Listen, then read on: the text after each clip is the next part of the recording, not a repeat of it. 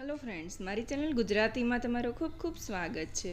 આજે આપણે એક સિમ્પલ મકાઈની એકદમ ટેસ્ટી અને બહુ ઇઝી બની જતી રેસીપી બનાવવા જઈ રહ્યા છીએ. આ છે મુંબઈની ગોરેગાંવની ફેમસ રાજેશ કોર્ન સેન્ટરની મકાઈની રેસીપી, સ્વીટ કોર્નની રેસીપી, જે નાનાથી લઈને મોટા સૌને બહુ પસંદ આવશે. છોકરાઓને અને હસબન્ડને લંચ બોક્સમાં પણ તમે આપી શકશો. અને જો મારી રેસીપી ગમતી હોય, ચેનલ ગમતી હોય તો ચેનલને સબસ્ક્રાઈબ જરૂરથી કરી લેજો. અહીંયા આપણે એક મકાઈ લીધી છે. તો અત્યારે રેની સિઝનમાં મકાઈ ખૂબ જ સરસ આવે છે, ટેસ્ટી, એકદમ તાજી આવે છે. તો મકાઈને આપણે આવી રીતે એના છિલકા કાઢી લેવાના છે. એની જે આ રગનો પાર્ટ હોય એ પણ કાઢી દૂર કરી અને એને સારી રીતે પાણીથી ધોઈ નાખવાની છે. અને પછી અહીંયા આપણે એને બોઇલ કરવા મૂકવાની છે. તો આપણે ડાયરેક્ટ પાણીમાં બોઇલ નહીં કરીએ. એક વાસણમાં આવી રીતે કાણાવાળું વાસણ મૂકી અને મકાઈના 2 ભાગ કરી અને એને ઢાંકીને આપણે 7 થી 8 મિનિટ માટે મીડિયમ ફ્લેમ ઉપર બોઇલ કરી લેશું.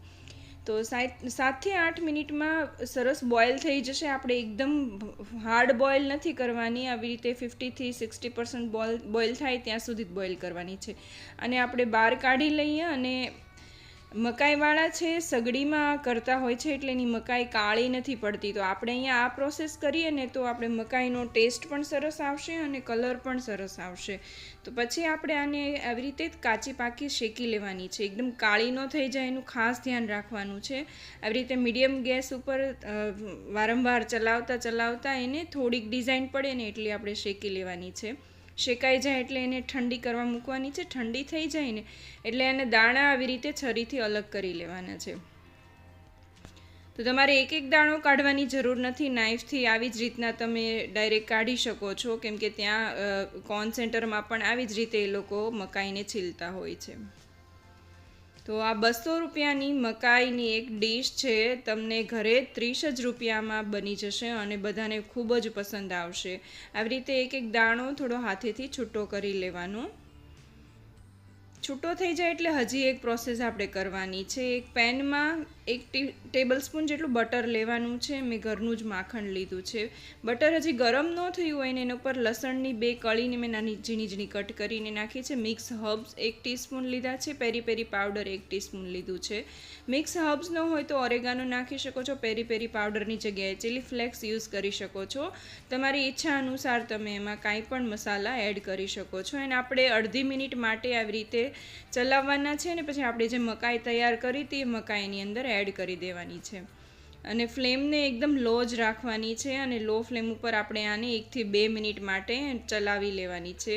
લાસ્ટમાં થોડું અમસ્તું મીઠું એડ કરવાનું છે. આપણે આગળ સોસમાં પણ મીઠું બધામાં આવશે એટલે મીઠું જોઈને એડ કરવાનું છે. હવે આપણે એક મિક્સિંગ બાઉલની અંદર આ બધી જ મકાઈ લઈ લઈશું. એમાં ½ ટીસ્પૂન જેટલો મરીનો પાવડર એડ કરવાનો છે.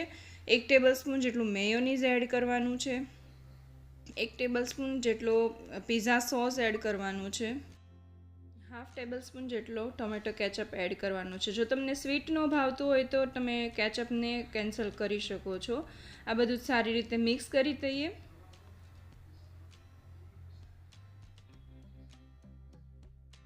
બધું જ એકદમ સરસ મિક્સ થઈ ગયું છે. હવે એની અંદર પ્રોસેસ ચીઝ હું 1 નાખી દઉં છું. તો થોડું ક્યુબ બચાવીને રાખું છું લાસ્ટમાં ગાર્નિશિંગ કરવા માટે.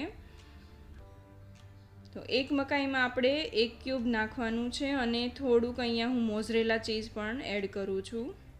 તમે ઈચ્છો તો કોઈ પણ એક ચીઝ આમાં એડ કરી શકો છો. અને મિક્સ કરી દઈએ સરસ રીતે.